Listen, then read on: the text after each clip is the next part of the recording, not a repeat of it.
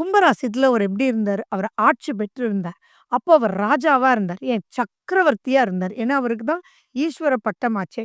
அப்போ அவர் நெனச்சது எல்லாமே அவர் கண்டிப்பா சாதிச்சே தீர்வான்போது, அவருடைய சுயநிலையில இருக்கார்.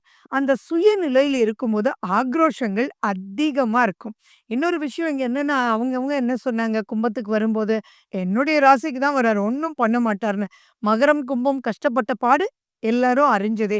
அவருடைய வீட்ல இருக்கும்போது, அவருடைய குடும்பத்த ரொம்ப ஸ்ட்ரிக்ட்டா எடுத்துட்டு வரணும்னு சொல்லிட்டு, தாக்கத்த இன்னும் அதிகமா தான் குடுத்தது தான் நீங்க பார்த்துட்டு இருக்கீங்களே ஒழிய, தன் வீட்ல இருக்காரு அப்படின்னு உங்க வீட்ல நீங்க ஸ்ட்ரிக்ட்டான மனிதர்.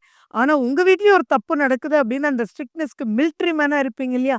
அப்ப அதுதான். இதே இப்போ வந்து அவர் குருவினுடைய வீட்டுக்கு வராரு. குருவினுடைய வீட்டுக்கு வரும்போது, தாக்கம் அந்த அளவுக்கு இருக்கவே இருக்காது.